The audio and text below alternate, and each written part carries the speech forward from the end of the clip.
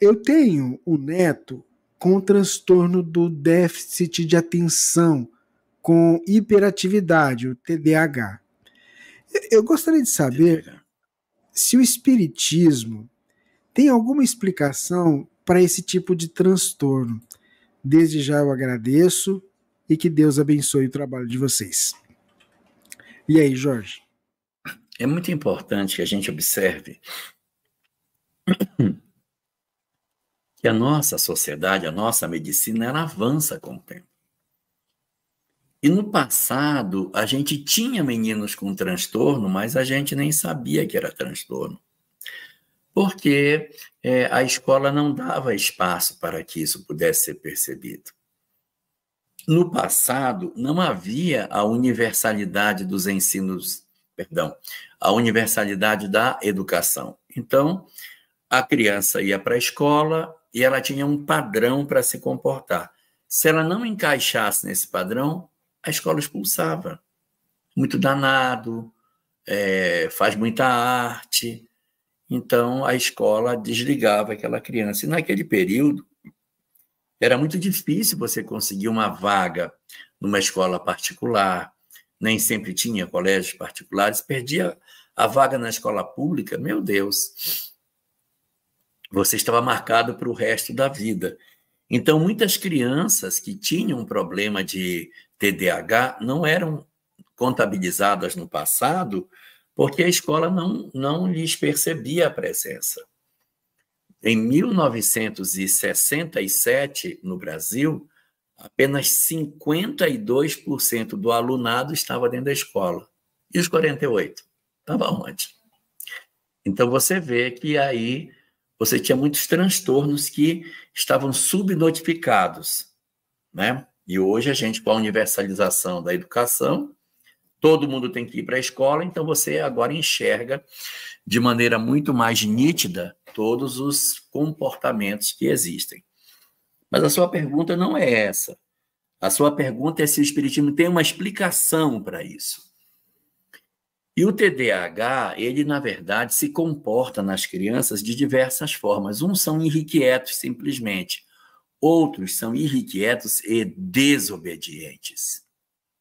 São inquietos e afrontam as pessoas, escorregando na direção de um outro transtorno chamado transtorno opositor desafiador, em que você não simplesmente não quieta, como adora confrontar o professor e os pais, criar uma série de situações embaraçosas porque eu digo que eu não vou obedecer, e isso gera muito desgaste na relação.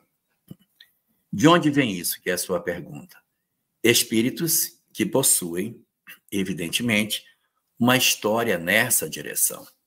Muitas vezes, crianças que são apontadas como sendo de TDAH, elas são crianças de altas habilidades. A Divina deve já ter visto isso. Meninos de altas habilidades, eles não ficam quietos na sala. Ele não quieta, gente. Porque você passa o exercício para ele, ele faz em 2 minutos, ele começa a perturbar todo mundo na sala. Ele não aguenta o ritmo que os outros têm. E ele é diagnosticado como TDAH, e ele, na verdade, é uma criança que não se adapta no ritmo de educação que tem. Teria que ter uma educação mais acelerada, porque ele suporta. Se você der mais ritmo de trabalho para ele, ele aprende com mais velocidade que os outros. Então, existem múltiplos fenômenos acontecendo e rotulados todos na condição de TDAH. Então, aí você vê os que são inquietos, dispersos, mas eles não têm profundidade, eles não concentram para fazer. Tem os que são dispersos porque são muito rápidos, resolvem os problemas de maneira muito rápida e vai brincar, mas ele aguenta porque ele faz rápido o exercício.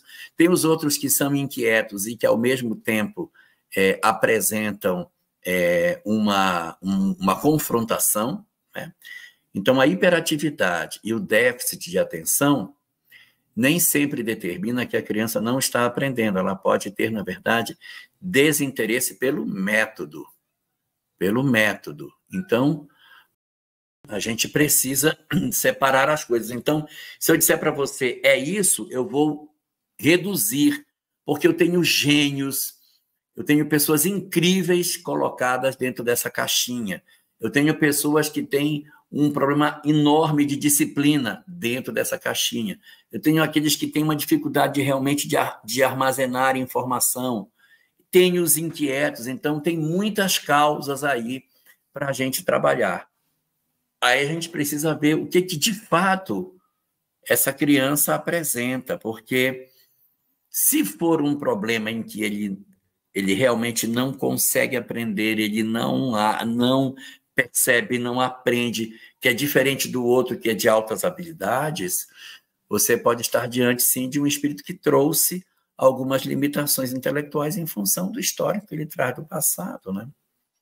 O que mais tem na história da humanidade é justificativa para que nós tenhamos algum tipo de dificuldade. Agora, como a escola no passado não acolhia essas crianças, a gente nem percebia que elas tinham dificuldade.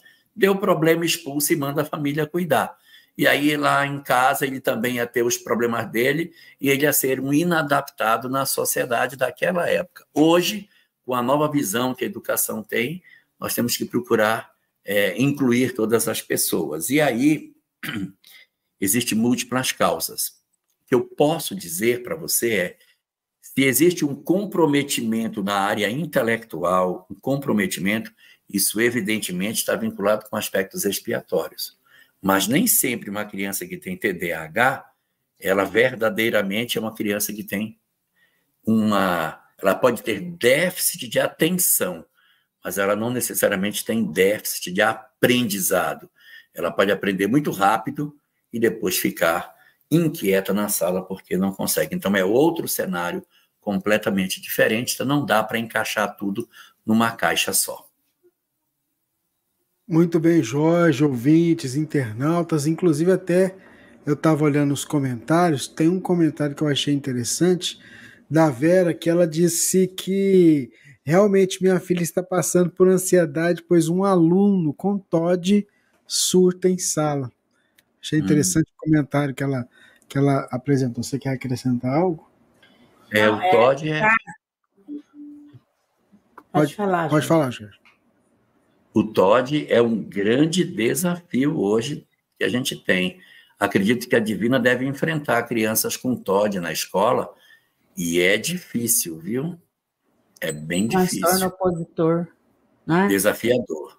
Desafiador, é muito difícil mesmo. É por isso que chama, né? Opositor desafiador, não é à toa, tá vendo? Ele não aceita o não, né? Ele não aceita o não.